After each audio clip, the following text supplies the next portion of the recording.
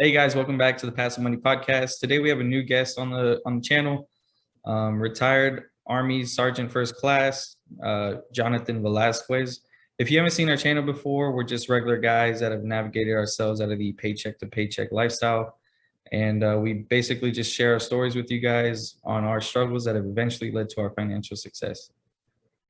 All right, everybody, welcome back to the podcast. Like Alex said, we just the normal guys, sharing stories. Today we got Jonathan Velasquez, retired Sergeant First Class out of the U.S. Army.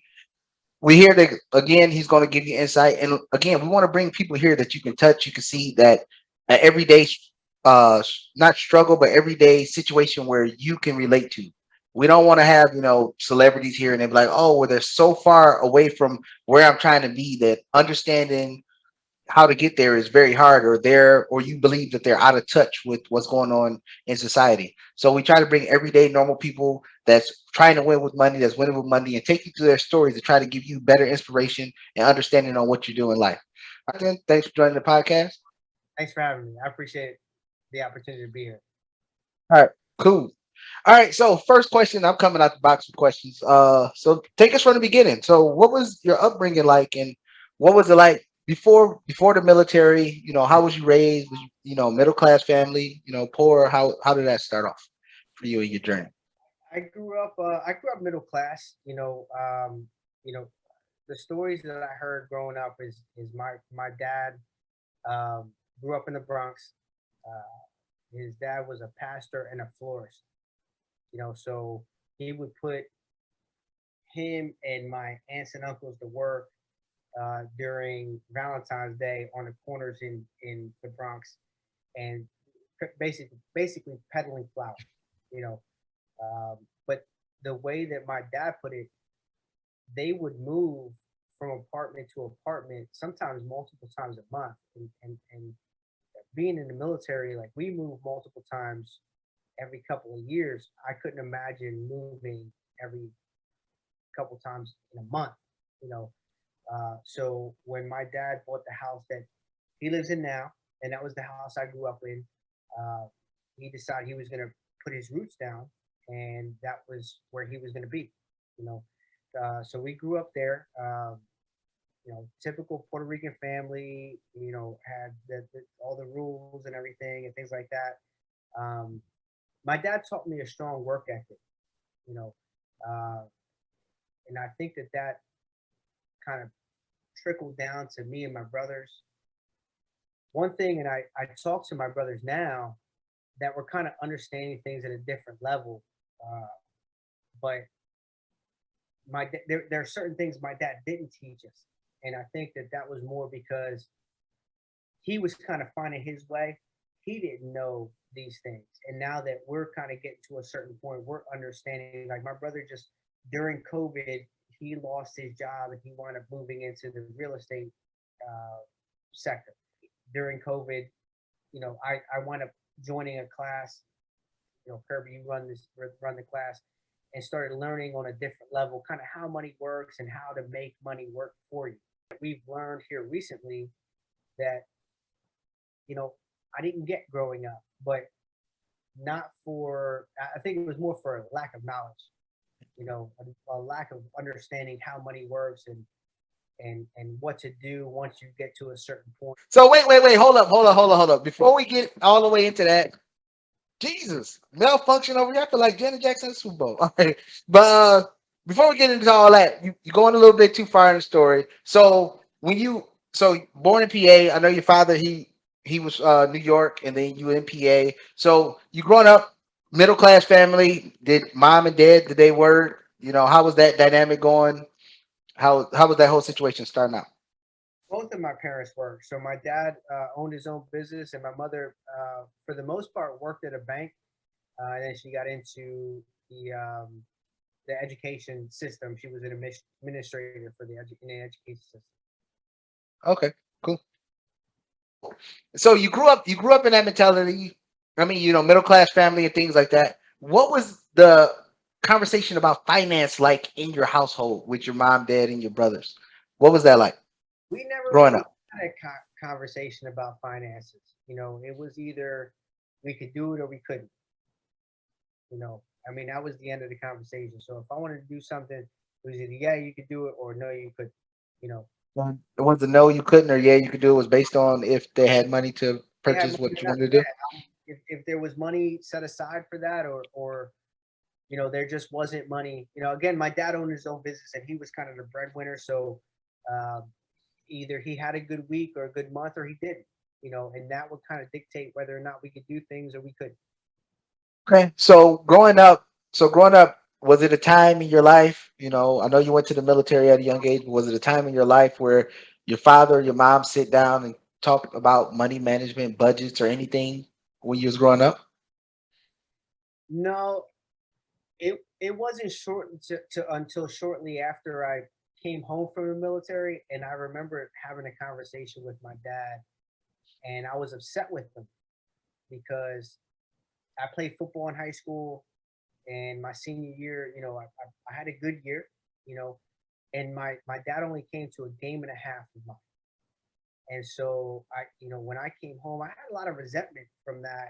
And so when I went to the military, came home, and we had a conversation, and I was like, you know, when I was in high school, you never came to any of my games, you know, and I never forget. My dad told me, he said, you know, while you were playing your games and having a good season and having the time of your life, I was working, and I was working. You, you know, you were in a school, and these kids had Nikes, and you had Nikes, and they had their equipment, and you had your equipment. I was, and when I couldn't be there, I was working to make sure you had the same things that they had. And it hit me like a ton of bricks. Like my dad wasn't there physically because he was working to make sure I had the things that the other kids had. And I had to take a step back and kind of understand what that meant. So Jonathan, when you went into the military, um, I've heard from Kirby's experience on, his financial struggles and everything in the military. You went in at 18, right?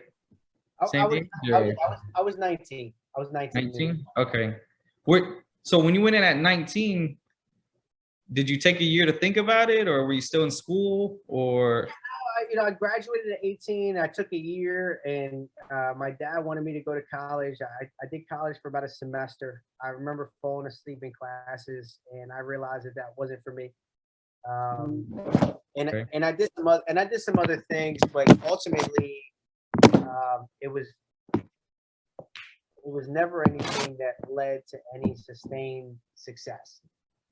And so I knew I needed to do something. I didn't know what was destined for me, but I knew I needed to do something. Um, and one day a recruiter showed up at my door, and 2 weeks later I was gone. And to take a second, you know, Kirby, I've known you for a long time, and you know pretty much the ins and outs of my journey from back then till now. And I'm kind of at the middle of the mountain. You know, I'm still working my way up, and you know, I got a long way to go. But in this time, through the classes that we have, Alex, we've talked, and Right, right. it's a pleasure to be here with you guys. It really is, and you know, I know Kirby's mentality and what he does and how he thinks, and um, you know, but at the same time, in the last year and a half, Alex, this is the first time I'm meeting you, albeit through video, but it's refreshing to see somebody as young as you are to have that you know, mentality towards success and what it takes to sacrifice to get there. So it's a pleasure for me to be here with you guys in this podcast. You as Oh, well. man, We're glad to have appreciate you it. on. Glad to have you. All right, so I'm getting back to the nitty gritty. I want to talk about the military times. I'm ready. I'm Yeah. ready. All right, so We need to talk about. yeah, Yep. so so when you first get in the military, what was it like? That was the first time. Was that your first job? The military, was that your first job? You know, I worked at a grocery store before, and but at that point, I make money, I spend it, right? So if I made $150 and I spent $150, I mean, it was just a week to week thing, and then you know, I joined the military, and that was kind of my whole mentality was. I remember going to Fort Lee and going to the mall on a weekend, and they wanted to sell me a white gold chain, and they sold it to me for $1,000. You know, I'm 19 years old.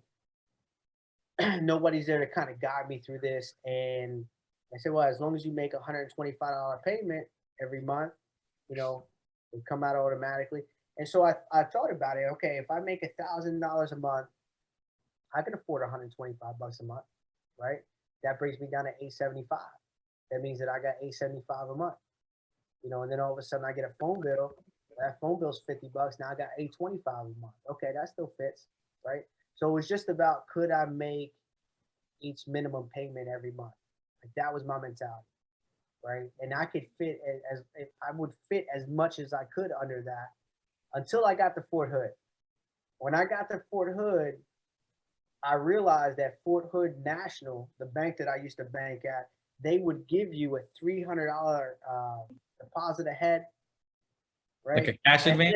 They would give you a $300 advance, right? So now I knew if I got paid $1,000, really, with 300, now I'm 1,300 ahead. That's what I thought. So as long as I can make the ends meet, that's really all that matters. You know, um, never missed a payment, but at the same time, I crippled myself very early, very young. So when you went into the military, were you making more at that point than you were working at the grocery store? Yeah, no, Or I made more at that point, especially with the sign-on bonus. You know, I made more at that point than I had ever had in my life. So I didn't know when I was at the grocery store making, you know, let's say 150 bucks a week. Um, that's really all I knew how to handle, was 150 bucks a week. So all of a sudden, I was making a little bit more in the military, and I really wasn't sure how to handle that. All I knew was, as my monthly bills came in, make sure that you don't overextend yourself monthly. So if I made $1,000, then my bills would be $900, and I'd have $100 to play with. Right. So so as you went through the journey and then you realize, hey, my check wasn't making it to the end of the month, I mean, I remember days, like I said, like you said, we've been knowing each other for a long time. We scraping our last, $20 together to get a case of Bud Light or something to watch the game. Did you ever, or did the military ever offer something, like financial coaching or anything like that to try to help soldiers to better understand how finances work? Yeah, I'm sure they did. I mean, but as a young soldier, you know, that wasn't something that was kind of in my wheelhouse to understand, to talk to somebody. I didn't understand how somebody could help me with my finances. I make money, you know, and I spend money. And what are you going to tell me about my money that I don't already know? You know, Mm. So you had the mentality of I work for it, so nobody should be able to tell me how to spend it. right, That's right, right. right. Nobody can tell me what to do with my money. You know, So after with that mentality, I mean, I had the same mentality also. So with that mentality, so how did it work out for you? Your first 15 years in the military with that mentality. How did that all turn out? I was living paycheck to paycheck, really. You know, just waiting for the next paycheck to come in so I could figure out what I was. I never got, you know, I was fortunate enough that I never got to a point where I was overextended, where I would be default on anything that I owed.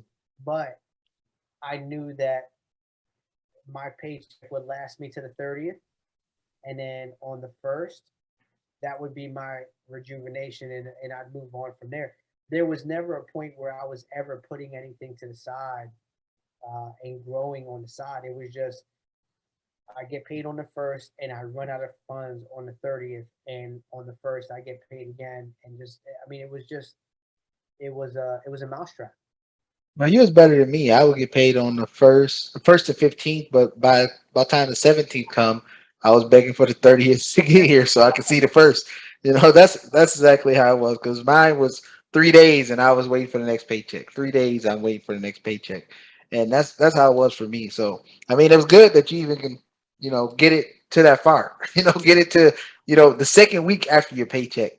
So that's pretty good. So we as we move forward, so after you left So you was in the military for a couple years, and then you decided to get married, correct? Right, right. So I Right. got married, So and at that point, I had two kids already. They didn't live with me, but I had two kids already, and my wife had a son, and so when we got married, it was the three of us. It was me, my wife, and my son Nico, and now it was a little different. I had to figure out how to make that money work for the three of us. You know, I can do without for a little while, and then not to mention I was a cook in the army, so if for whatever reason I didn't have food, I could always swing by the DFAC, the dining facility, and pick up some food, and I'll make it. I'll figure out a way. But now when I have a family, um, you know, these guys are swinging through the dining facility with me, on the back dock trying to pick up whatever scraps they had left. So I really had to make things work, and that got me to a point where I remember before I got married, I had my bills on a piece of paper, right? So it would be whatever this bill was, whatever that bill was, whatever that bill was, and then the minimum payment for each one. And, you know, then I add that up. How much did that come out to? Okay, $800. I get paid 1,000. Okay, I got $200 to last. And so it wasn't until then that I created now I had to make it a spreadsheet on Excel, right? So I had to make sure that we had enough money to make it work. Like now I was really dialed in, but I was still in the same mentality of, okay, if I get paid 1,000 or 1,500 or whatever that amount was, to make sure that our bills came up under that and we still had enough left over just to make it to the next payday. What point was it when you started saving money? Was it when you got married? No, I mean for a few years, it was really just about making it from one paycheck to the next. You know, it really wasn't until, to be honest with you, I've talked to I've known Kirby for a long time, and one of the things that was instilled in me a few years ago, maybe 5 years, maybe longer, was paying down the debt. Right, so I had debt and pay the debt off. Right? So I finally got to a point last year where we were able to do that. We paid the debt down, and now we had some extra money set to the side. And to be honest with you, I've been so consumed with paying the debt down that once I had some extra money after I paid it off, I didn't know what to do with it, you know. And so a lot of the times in that moment, it became okay. Well, now we have more spending money, right? So um, that was kind of where we were, and then there's the class that we're in, and kind of understanding there's a different avenue of approach. So from the moment I joined the class in January, I don't think I did my first trade until like April. But from April through the end of the year, I I had never held over $5,000 in an account for that extended period of time, right? Like it Mhm. was when you get money, you spend it. So I just started really learning this about a year and a half ago, how to get money and hold it and grow it. For the longest time, it was just pay the debt off. Any money, any extra money we got was going toward the debt. I knew how to do that. I knew how to pay the debt, right? But as far as okay, once the debt is gone, what do you do with the money, the extra money you're not paying toward the debt? I didn't know that until about a year and a half ago. I mean, I really learned a lot in the last 18 months. all right. Thanks for giving the plug for the class and things like that. But before we get to that aspect of it and you knowing it, and you see Alex going forward, I'm trying to go back a little bit just to give the audience more of an understanding. So being married, and you talked about how we we had a conversation about paying off debt, and then you had more spending money. Um, so about what time was that in the marriage? And then like you retired now, I believe you retired last year. So when was that transition when you realized where, well, yeah, we had more spending money, but we're still because we spend the money after we have more spending money, we're in the same kind of predicament we're in because we're still spending the money, and then we got to wait for the next paycheck to come to get more spending money, and then we spend the money. When did you realize that was a little off keel or off kilter, that it wasn't setting you up for your transition of leaving out of the military and going forward? But I think it came to a head when I made the decision to leave the military, right? And so there's a lot of unknown. Like, you got to understand, I'm 39 now, and so I joined when I was 19 years old. The Army is all I know. I know that I'll get a check on the first, and I know I'll get a check on the 15th. And now all of a sudden I'm telling them, okay, I'm done.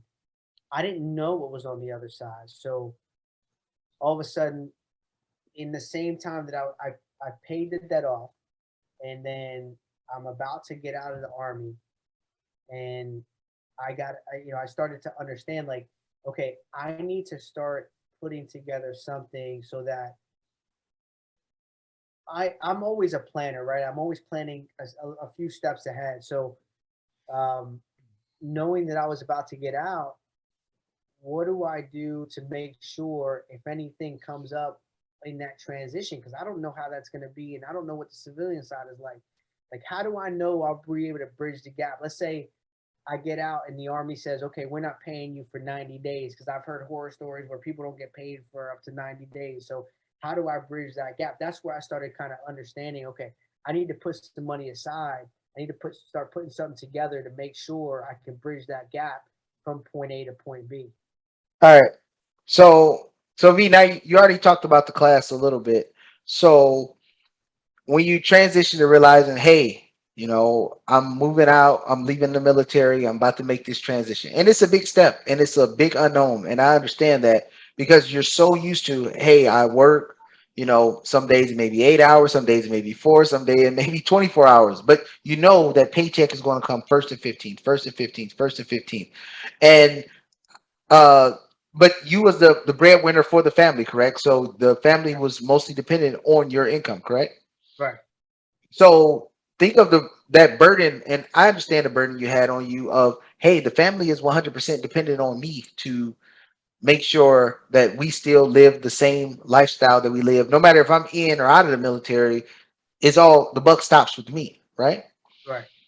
Yeah. So once you was making that transition and you realized you had to think differently about money, what was it that was said to you, maybe by me, maybe by somebody else, that you had to start looking at money a different way? And what way was that you start looking at money? Well, I remember asking, and it may have seemed like a dumb question at the time, but I remember asking, I said, I've heard make your money work for you. That sounds great. It's a great line. It's a great quote, but how do you do that? Right? Like how do you make your money work for you? You Hmm. know, um, and so I didn't understand what that meant at the time. You know, now I have a better understanding of how to put that money to work, and we'll get into that, as we move forward. But back then, it was just the money that I got was what I had to work with, and I tried to make do as best as possible from there. Right. So you used to a normal set of lifestyle. You used to paycheck coming. Now and like you said, people warned you before of, when you retire, you may not get a paycheck or something like that. What was that one thing that somebody said? Maybe it was, a fellow battle buddy of yours or something like that, that made you say, "Hey, I got to find a way to get out of this." Because, like you said, you're a numbers guy and you like to write stuff down. If you transition out of the military and then when you retire, your pay is 50%. If you do 20 years, it's 50% Right. of your pay. I know you did the math to say 50% of my pay because we was living paycheck to paycheck before I got out. Half Right. of my pay, I damn sure ain't gonna be able to live. So, to be honest with you, I think I fell into a law a little bit where I thought the Army was never going to end, right? All And right. so I fell into a good situation where, look, my last duty station was in Tampa, and it's a great place to land, as your swan song. But still, I didn't see kind of an end sight. And then a buddy of mine reached out and said, look, if if you don't if you don't put your retirement packet in, they're gonna move you, right? Like you're gonna go. And I'd already hit about 19 and some change. I knew that my family was embedded here. You know, my son is what they call in the Army EFMP. My youngest son, he's 8 now, but he has a feeding tube, does monthly blood infusions. His doctors are here. I mean, we're embedded here, so I knew we weren't leaving. And then all of a sudden they said, "Well, if you don't make a move, you're going to be leaving here." So I kind of understood at that point. Okay, I need to put my packet in. Well, what does that entail? Now I'm thinking about after the Army, right? So I never put it together until that point, um, that the Army would ever end. You know, that my brother gave me a saying 2 weeks ago, and it stuck with me. It's been in the back of my head ever since. But he says, "The days seem long, but the years fly by." Right? So the days seem long as your everyday grind, but the years fly by. And when you look back, all of a sudden 20 years is gone without you even thinking about it. And I never got out of that mentality. And now all of a sudden it's in my face. What do I do? Now people are telling me, well, you may not get paid for 60, 90 days. And now all of a sudden I'm thinking, okay, we can't continue doing the same thing over and over and expect to get a different result. We have to do something different. Right. How much of your debt have you paid off? Or are you did you finish paying your consumer debt, like as you said Kirby was teaching you a little bit on that? No, Kirby's been instrumental in teaching me about paying off debt and how important that was. And we got to a point where we paid, I would say, about 90% of our debt off. You know, there's still 10% there, which we're working on, but um, I mean, just paying off that 90% before getting out of the Army was huge as far Yeah. as what we've been able to do moving forward. Has some of that debt that you've paid off freed up more income for you? Yeah, yeah, and so I've kind of tried to divvy that up into, okay, we can. I have 3 pots, right? One is, and again, this is in the last, let's say let's call it 18 months, right? So I just retired about 6 months ago. So when you say 18 months, is about a year before I retired. So I started divvying it up into what's our spending money, what's our bill money, and then what's our saving money, right? So the saving money, at first it was just into a savings account. Um, Okay. Now I kind of understand, putting in a savings account doesn't really make me any money. I mean, that Right. doesn't really help me in my ultimate goal. Does it give me a warm and fuzzy about, okay, I got some money to the side? Yeah, it does. But in the long goal, if you understand how everything works, is that really helping me? No, because $1,000 today isn't the same as what $1,000 would be next year. It'd be less, right? So I got to understand how to make that money grow. Right. Thanks all for watching the video and the content that we provided today. Please like and subscribe to the channel. Please share the content. Please share the content with all family and friends. Maybe they're not looking for financial advice or financial education right now, but they may look for it in the future. So please share the content with any and everyone. Also, if you want to hear more content from us about different topics that we haven't covered yet or things that you would like to hear about, please comment in the comment section below. Also, remember my 2 rules. Number 1, always question information received. And number 2, if you knew better, you would do better. And again, thanks for liking the channel, and we'll see you next time.